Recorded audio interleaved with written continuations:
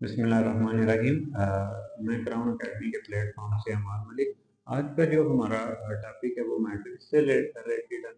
आइए हम चलते हैं। ये जो फेडरल बोर्ड की बुक है मैथ की, उसका आज हम यूनिट 3 है उसको पढ़ेंगे, उसके एक्सरसाइज 3.2 को पढ़ेंगे।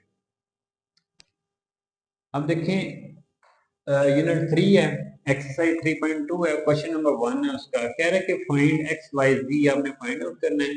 इफ पॉसिबल, अगर पॉसिबल है, अगर पॉसिबल नहीं है, नॉट पॉसिबल है, तो उसके आपने रीजन लिखनी है कि क्यों नहीं है।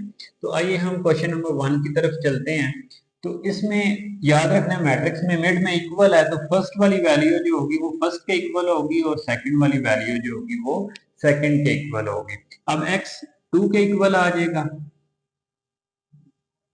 और 9 जो है वो y के इक्वल आ जाएगा। बस ये इसका आंसर है। अब आइए नेक्स्ट क्वेश्चन की तरफ चलते हैं। इसमें देखें ये जो वैल्यू लिखी हुई है 634x कह रहा है इक्वल है 7340 के। अब फर्स्ट वैल्यू फर्स्ट के इक्वल होती है, first element second element second के इक्वल होता है थर्ड। अब देखिए इसमें फर्स्ट एलिमेंट 6 है, इस मैट्रिक्स का फर्स्ट एलिमेंट 7 है, जो कि आपस में इक्वल नहीं है।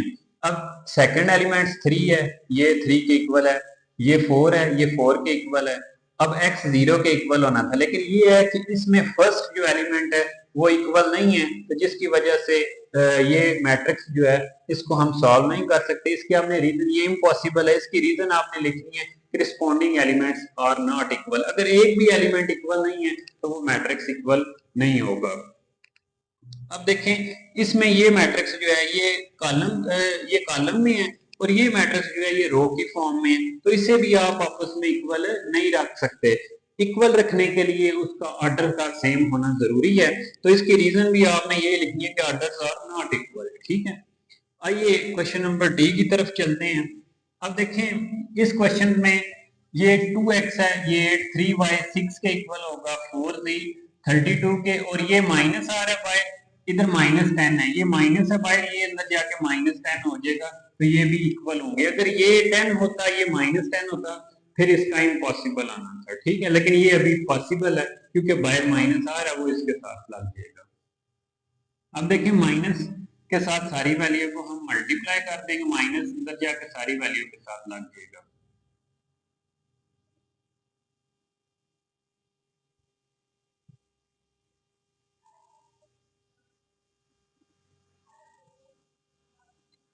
अब हमने x, y और z की वैल्यू निकालनी है। फर्स्ट एलिमेंट मैंने आपको बताया कि फर्स्ट के इक्वल होता है, तो -2x को हम 8 के इक्वल रखेंगे।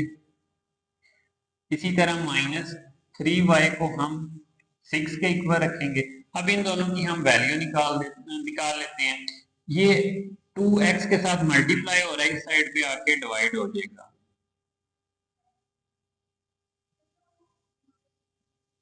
तो x की वैल्यू हमारे पास -4 आ जाएगी, 2 1 2 2 4 रहेगा।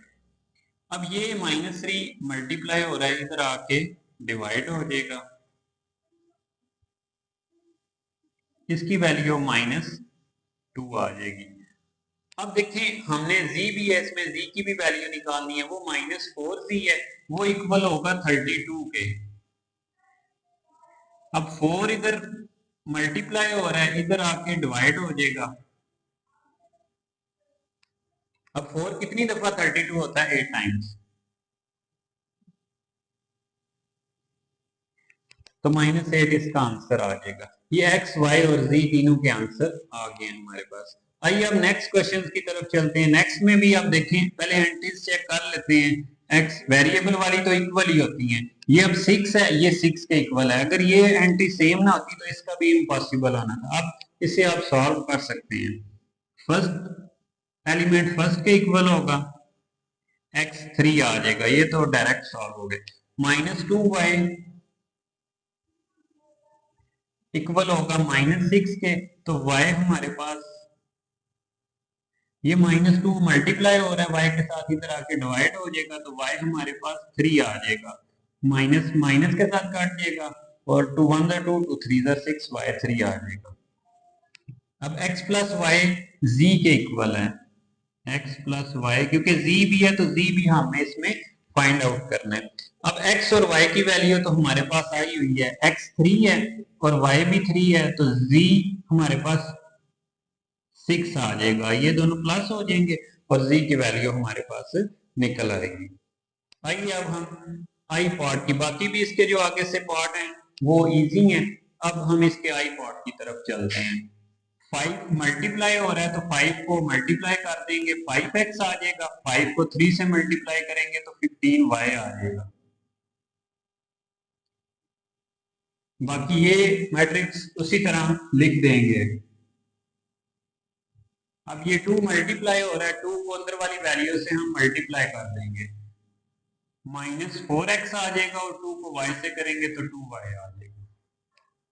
अब ये वैल्यू माइनस हो रही है तो इन दोनों मैट्रिक्स को हम आपस में माइनस कर देते हैं, 5x माइनस 36 लिख देते हैं और 15y माइनस 26 लिख लेंगे, क्योंकि फर्स्ट वाली वैल्यू में से माइनस हो जाएगी और सेकंड वाली वैल्यू सेकंड वाली में से, इक्वल टू -4x और 2y।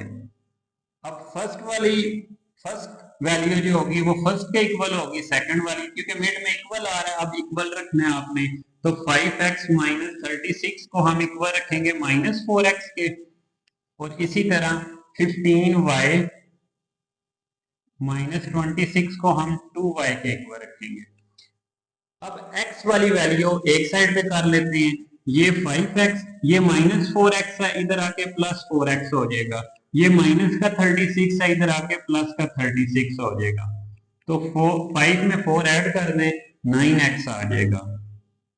9 मल्टीप्लाई हो रहा है, इधर आके डिवाइड हो जाएगा, तो x की हमारे पास वैल्यू निकल आएगी, 9 1 9 9 4 36। अब इसी तरह y वाली वैल्यू एक साइड पे कर लें, ये +2y है, इधर आके -2y हो जाएगा, ये -26 है, इधर आके +26 हो जाएगा, 15 में से 2 माइनस कर दें, 13y आ जाएगा इज इक्वल टू 26। 13 मल्टीप्लाई हो रहा है, इधर आके डिवाइड हो जाएगा, तो 13 1 13, 13 2 26। ये था इसका क्वेश्चन नंबर 1। उम्मीद है कि आपको इसकी समझ आ गई होगी। बस यही आज का हमारा लेक्चर।